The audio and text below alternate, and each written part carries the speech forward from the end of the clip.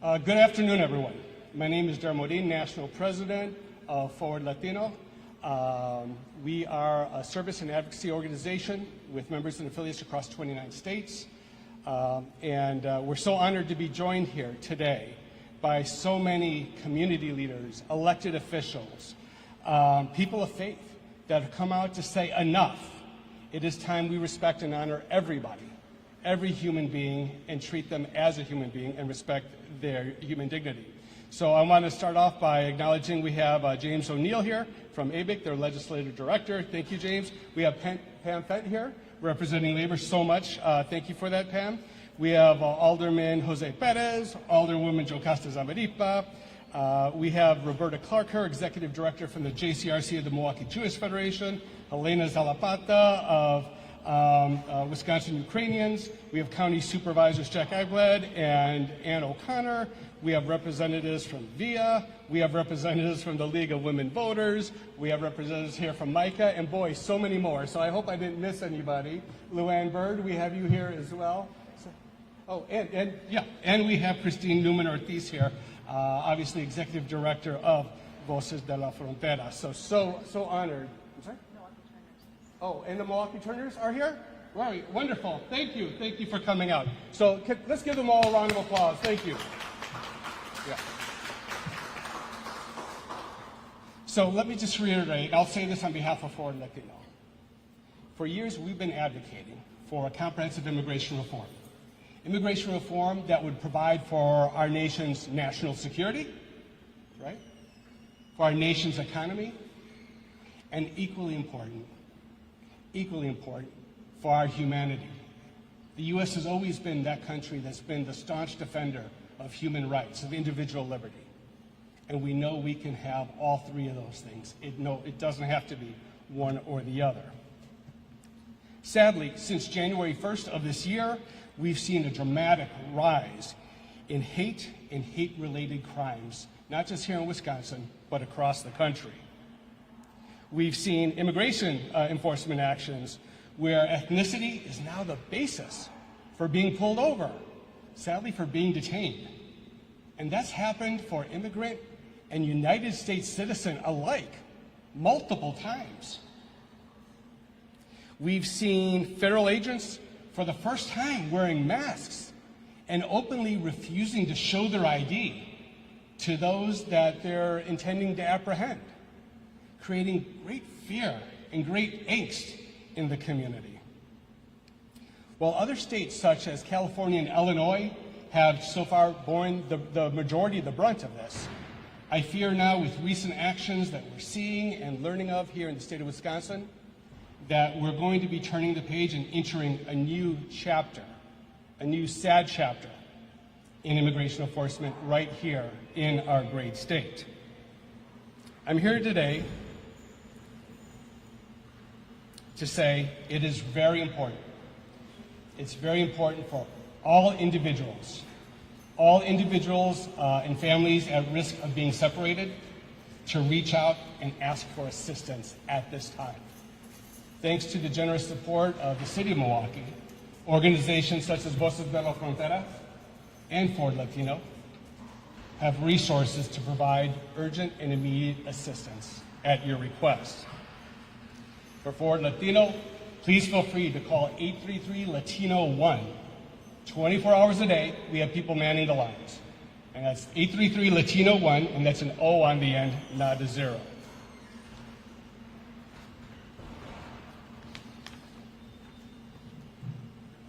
In recent days, we've seen what we believe to be the largest immigration detention action in the state, with a series of detentions taking place up in Manitowoc. Yesterday, we saw what happened in Madison.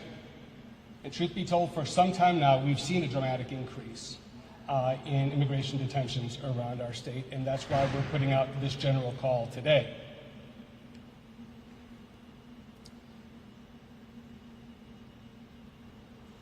I'm also proud to say that in the coming weeks, we're going to be announcing that we are going to be opening up a new office in the City of Milwaukee to meet the expected surge.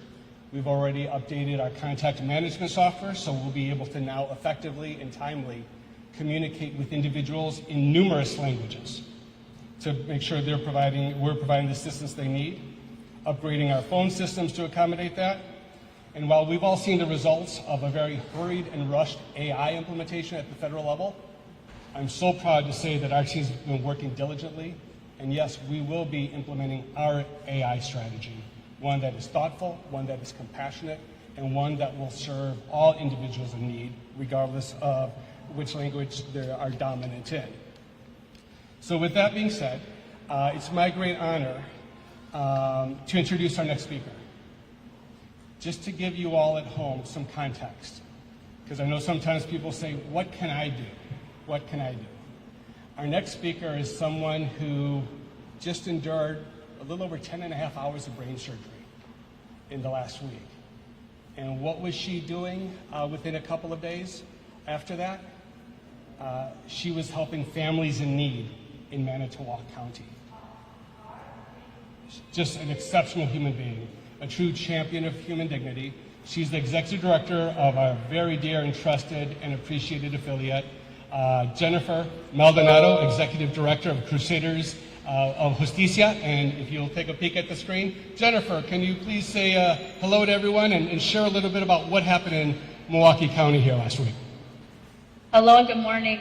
First of all, thank you, Daryl, for putting this together. Thank you for Christine and everybody that is there to help step forward to protect our communities. Like Daryl said, Manitowoc was affected last week with multiple people being detained. I just got home from my first day home after a very traumatic surgery, and it was so disheartening to find that our community members were being targeted. I started getting phone calls about 5:30 in the morning by trusted family members in the community asking what they can do. People were being detained, where they were being detained. My immediate response was to try to get as much information on the families that I could and to connect them with resources such as the consulate, connecting them with Voces de la Frontera. That was my first phone call.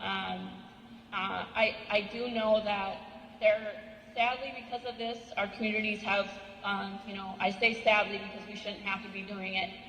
Our communities have been coming together, a lot of work with a local pastor, Pastor Matt Sauer here in our community, that we are working with Voces de la Frontera to start a rapid response team in our community, knowing that this was probably just the tip of the iceberg. We live in a highly concentrated dairy area. As you know, Manitowoc County is probably one of the highest concentrated of the areas with mega dairies. So it has been, since then, just constant chaos, constant fear running through our community. Many people asking, should we send our children to school? Should we go to work? More ice spotting very, very close to our community in Cleveland, Wisconsin, as of 2 days ago. So it is really important, like Daryl says, that we come together, and thanks Forward Latino and Voces de la Frontera for stepping forward and having these emergency numbers, because unfortunate as it is become an emergency situation, and what we're seeing in Chicago is now starting to hit closer to home. So it's really important for our communities to come together at this time. People that want to get involved, start rapid response teams, make sure you have those 1-800 numbers on hand, and prepare for the future, because unfortunate as what we're seeing around the country, I think that it's now hitting close to home, and it's more important now than ever to be as organized as possible. Thank you so much, Jennifer. Thank you for all you're doing. I'd like to just add that we have been diligently sharing the Forward Latino Family Separation Toolkit. It's a shame that we have to have such a thing with people in the area and around the state. Actually, we have that being disseminated in 12 states right now. We're continuing to link people together with qualified, ethical, and affordable immigration attorneys as well. So Jennifer, thank you so much. God bless you. We pray for your quick and full recovery, and thank you once again for all you do to support our immigrant community in Manitowoc County. It's now my great honor to introduce I'm the president of the Common Council, the first Latino president of the Common Council here in the great city of Milwaukee. Please put your hands together as I introduce Alderman Jose Perez.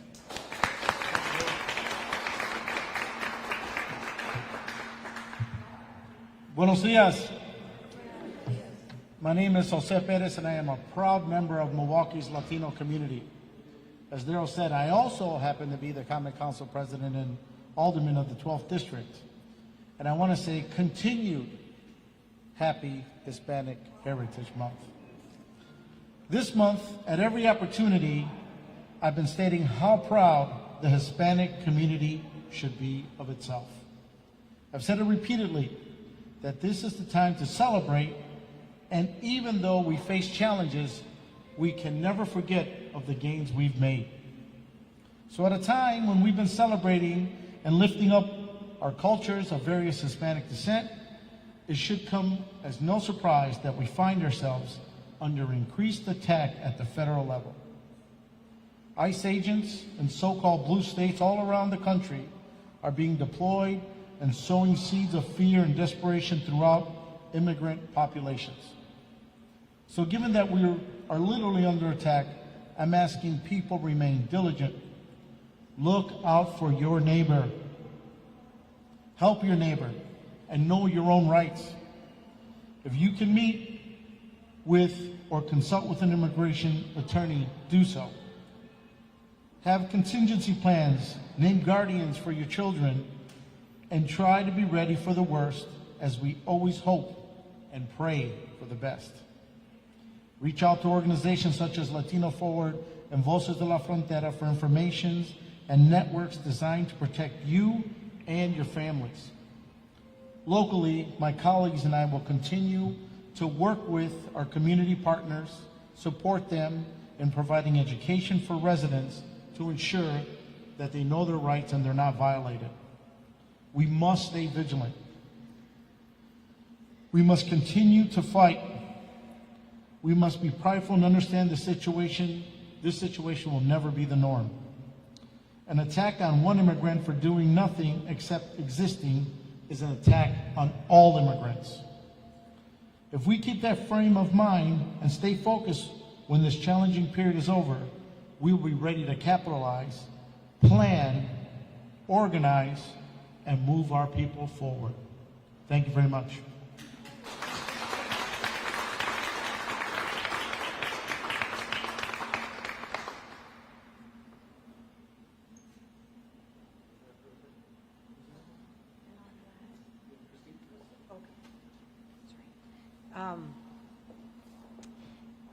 My name's Christine Newman Ortiz. I'm the Executive Director of Voces de la Frontera.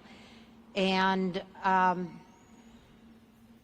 one of the things I think that is a positive outcome of what the tragedy that we're witnessing around us and that is at our, here in Wisconsin as well, with these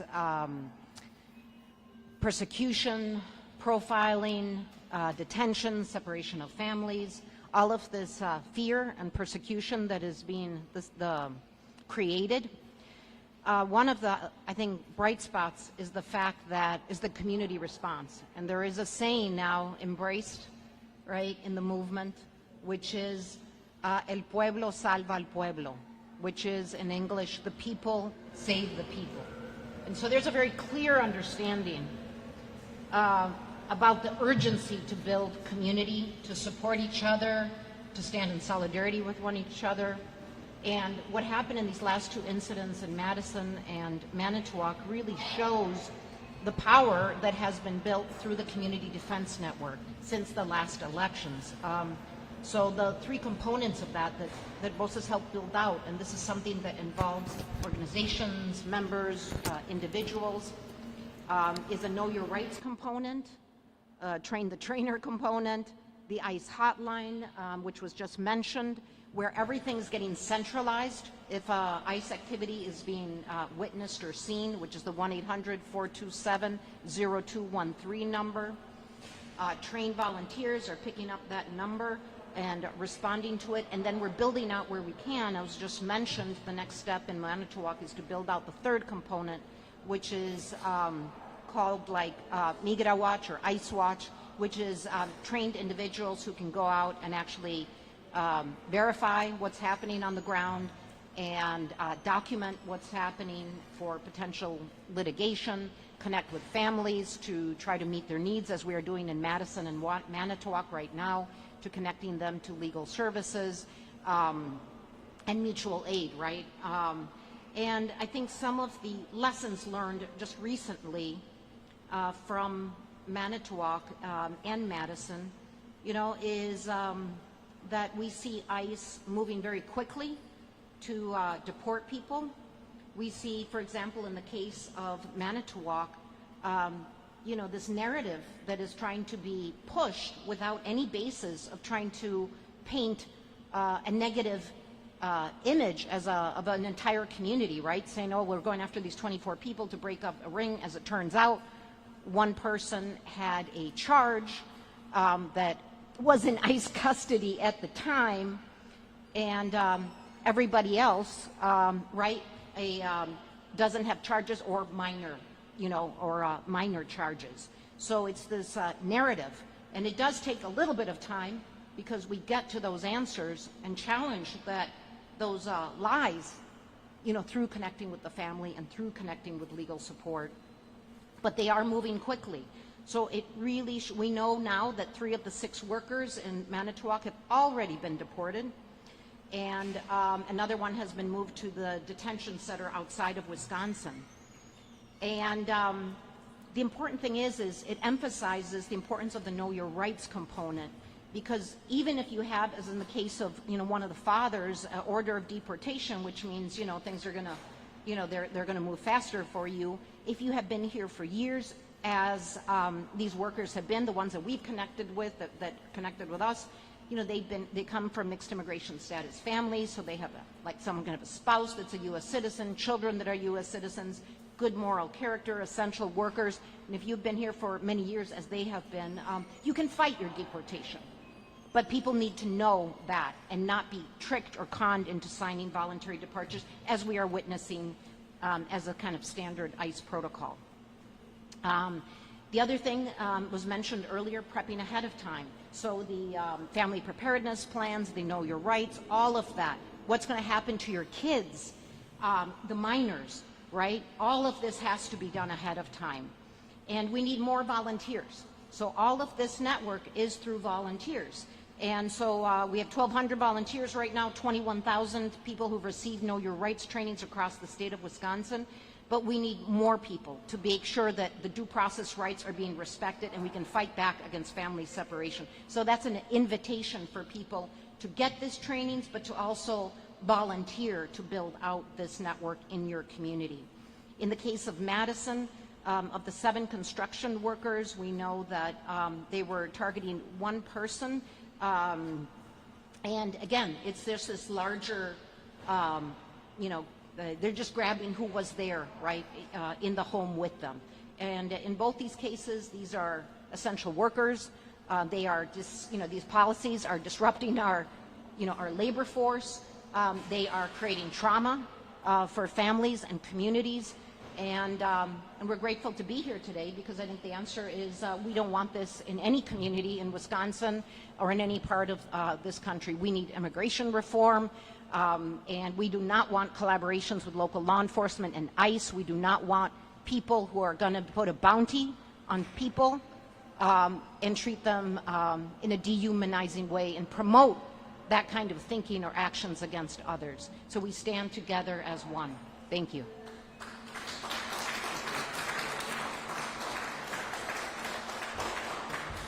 Thank you so much. I'm Alderwoman Marina Dimitrievich. Just came out of our finance and budget hearing today, but I wanted to make sure I spoke strongly but briefly.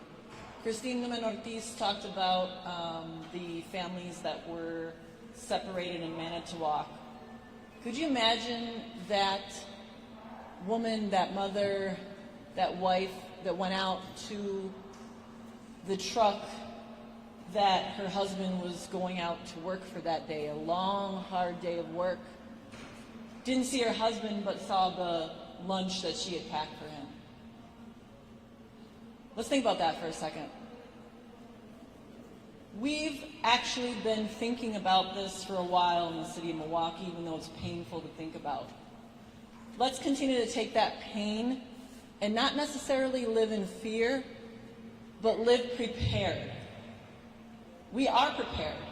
We're prepared to continue to be united, to be empowered, and to have the information and know our rights. What would it look like if we all commit today, as we have many wonderful people here, to talk to and help train another 10 or 15 people to be sure that they know their rights and their loved ones do too?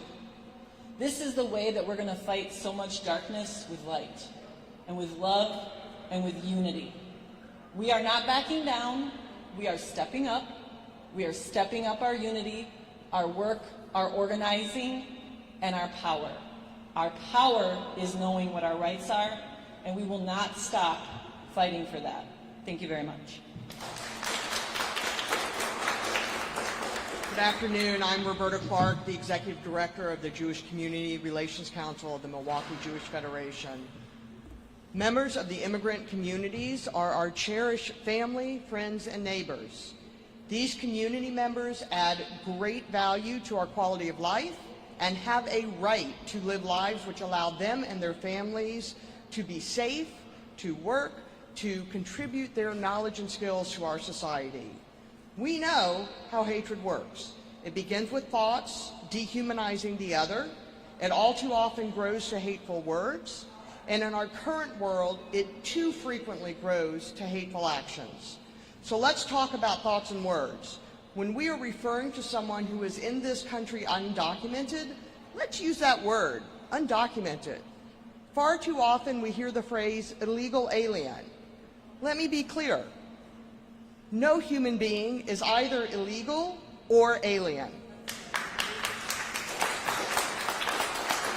We are each human beings deserving of dignity and respect. If someone engages in illegal actions, the actions are illegal, not the human being. To support inhumane treatment of members of our community because of their immutable characteristics is not only hateful, but it is un-American. Jewish history, like the histories of the communities that form our rich tapestry of our community and our nation, calls us to uphold a legal immigration system based on the rule of law, national interest, and compassion. The JCRC of the Milwaukee Jewish Federation stands firmly for compassionate immigration policies. We advocate for a system that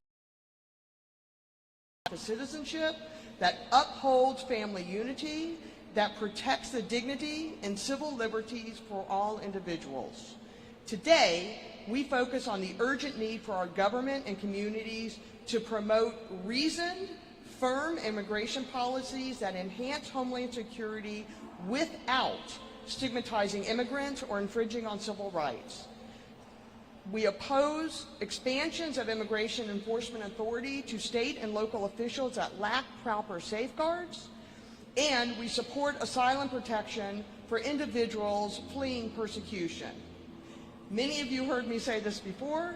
Whether you identify with any faith tradition or no faith tradition, whether you identify with any political party or no political party, one truth remains. Every person deserves to be treated with dignity and respect. We are called, every single one of us, to ensure that principle is upheld for ourselves, our neighbors, and for all who seek and deserve safety belonging in this country. Thank you.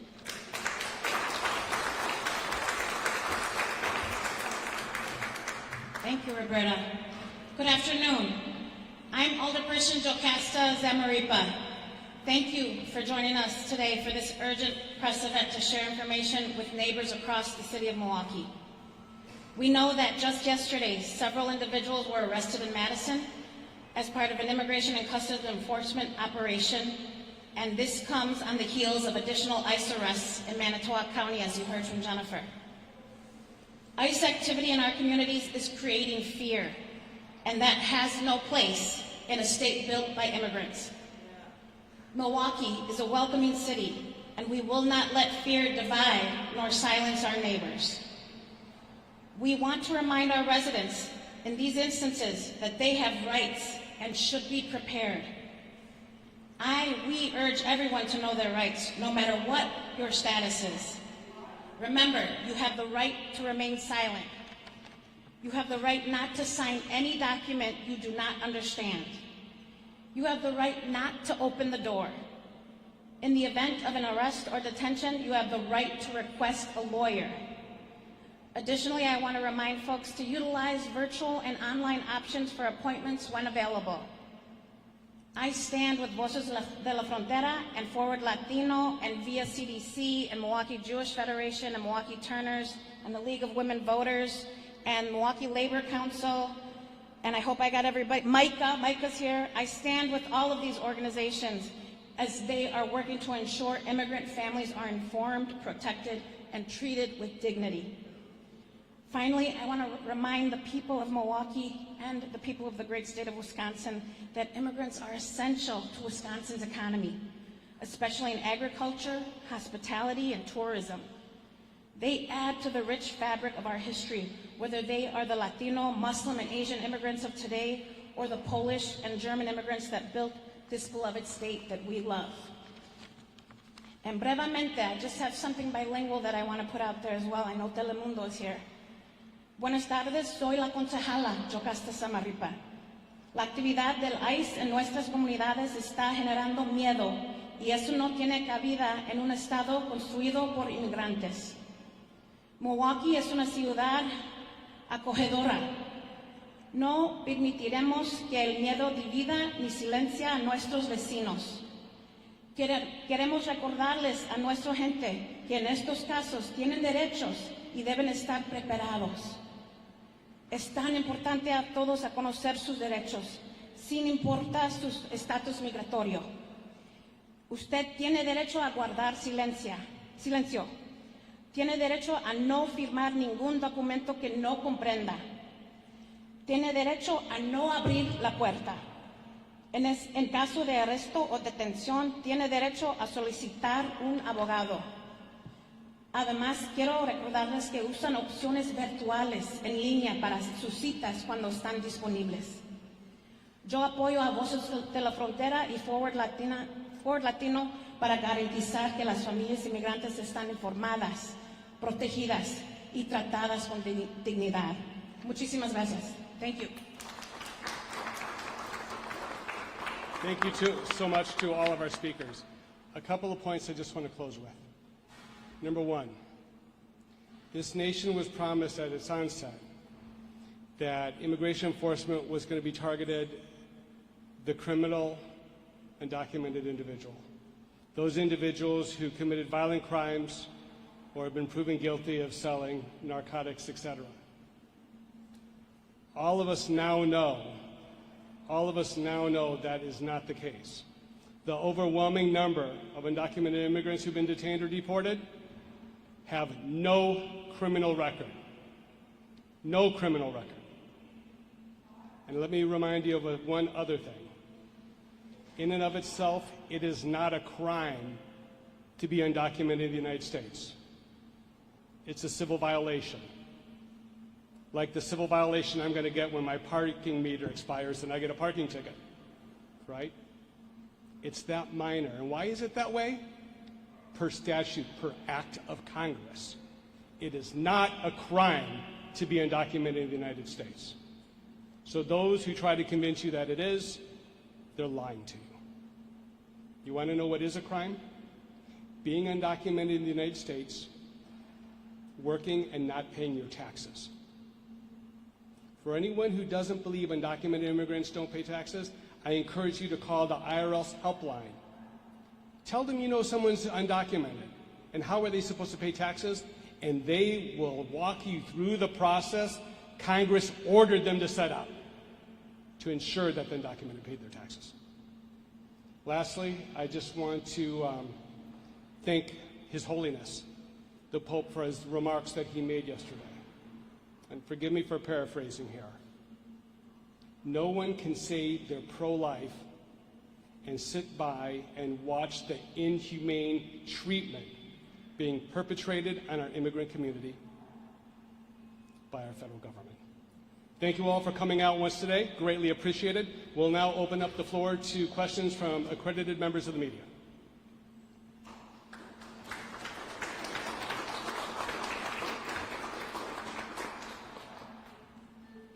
Questions? Carol, I'm wondering if you could just tell me what days are like the last few days as you've been getting calls in and you know, working with Jennifer and making, you know, making verifications and all this. What's your last few days been like? Well, I'll speak for me, and then Christina, I'll invite you to make remarks too. It's been incredibly challenging. We're getting calls at all hours from individuals who've been separated from their loved ones, which is quite an emotional experience. Trying to find where they're at, get the facts around it, verify everything, connect them with legal representation, etc. It's exhausting. I'll say this, and they proudly admitted this. Not only are they detaining immigrants, but they're intentionally moving them to other locations throughout the country so they won't have ready access and support of their family and local attorneys. That is something that's being intentionally done and have been admitted to by Immigration and Customs Enforcement. I'll also share that we have a confirmed report now that in Texas they've actually detained individuals here lawfully with visas and threatened them to the point to where they agreed to be deported. So once again, this isn't just about going after the undocumented criminal. This is about going after everyone who looks a certain way, sounds a different way, speaks a different way. And we see that time and time again because this is being perpetrated on U.S. citizens of Hispanic descent as well. Did you want to add anything to that, Christine? Yeah. I mean, just, I think the statewide community defense network is working well because we're able to quickly through that, especially that 1-800 number and raising awareness about it, and the trainings on Know Your Rights, be able to quickly identify a situation, corroborate it, and connect with people. I know in the immediate aftermath, there were like farmers communicating with each other through a net, you know, just because of the work that's being done kind of day in and day out around dealing with this persecution of immigrants and the many ways and the people's, the lives it touches. It is a reminder that we need to scale it up even more so that people are not tricked into giving up their rights. So we do need to continue to expand that program is the only thing I'd say, but that program is working here and across the country. Yeah. But I wonder if either of you have documenting what overreaches from ICE and if you're planning any kind of legal action or anything in those regards in the state of Wisconsin. Yeah, I know the documentation part is very important and people willing to come forward.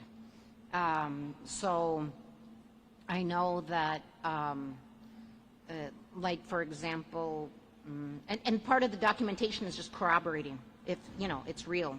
So we did have documentation that was, you know, taken by someone locally and then shared, you know, that of what was happening. But, you know, I think some of the footage, for example, that I've seen, and that's just maybe through people's personal video cameras around their home, around, you know, inside and around their home. I think one thing that's very disturbing is, for example, an image of, you know, a father who, you know, where they barged into the home, again, treating it as if this were some, you know, cartel operation when this is a working class family, and it's very disturbing. Or a father who was taking out his garbage and then this unmarked vehicle pulls up and, you know, grabs him and pushes him in the vehicle. And it's just, you know, that's disturbing. That's very, very disturbing. We haven't like pushed, you know, shared that.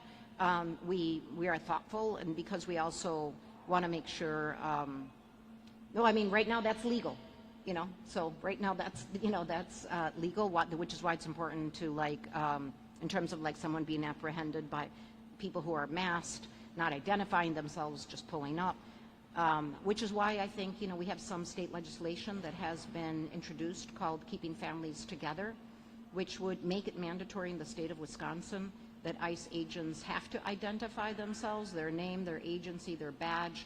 Only under rare circumstances could they be unmasked. that also guarantees the judicial warrant standard across the state of Wisconsin with local law enforcement, brings back protections. So this is the kind of thing that we think, this is not just the defensive part, but how are we expanding our rights, whether that's accountability and transparency with local sheriffs or chiefs of police to not enter into these agreements to essentially function like bounty hunters, you know, and advancing these good policies as well at the state level. Let me answer your question in two parts, and I'm going to be abbreviated in both. Number one, I was literally on the phone when an individual, an immigrant who was detained, who had no criminal history, was on the phone with a significant other and was with the ICE official in detention. And that ICE representative was literally screaming at the detained immigrant, saying he needed to sign that self-deportation order. And we were very loudly instructing him not to do it because it's his right not to, and that they had to allow him to talk to his immigration attorney. That's happening on a daily basis. The violation of constitutional rights are happening right now on a daily basis. That's just one of many examples we have. With regard to the second part of your question, you'll know more about that probably in the next 3 to 4 weeks. Any other questions? Yes, sir.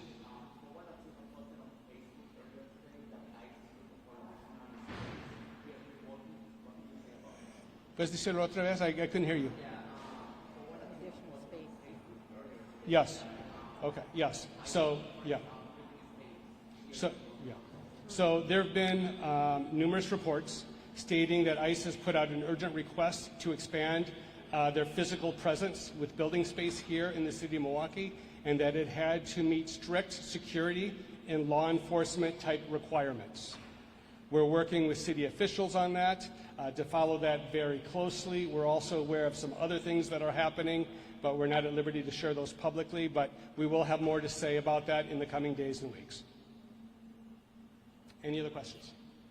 Yeah, there are 13 separate sheriff offices across the state that have working agreements with ICE, some of them since 2020. Do you have a position on these agreements, and do you have any specific concerns about how those agreements are being utilized? Yeah, so there's, it's called the 287G program, and there's a couple of different implementations of it. I know that we stand firmly against that.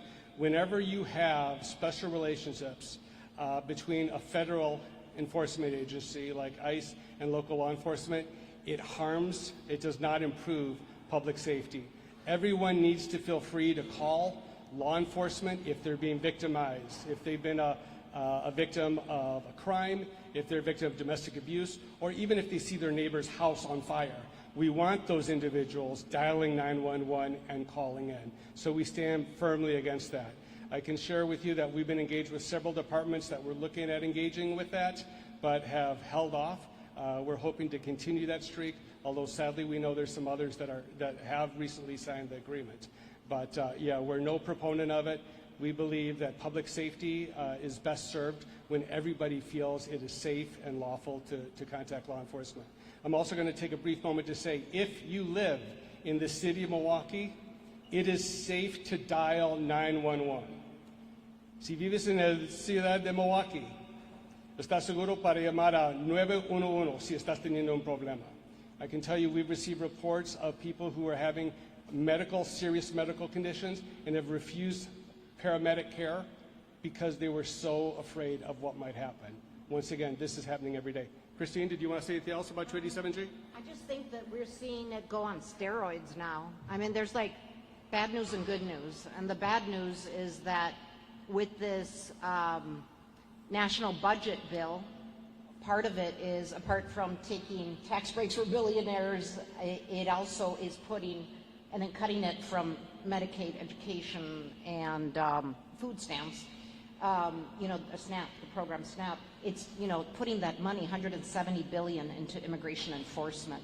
And a big chunk of that is also going specifically to incentivize localities from joining this program. So just recently in Palmyra, Wisconsin, the chief of police there entered, though there is right now there's a community response to like slow the train down before entering into this, but where they're now, offering $100,000 to enter into an agreement and $7,500 for every person that is undocumented.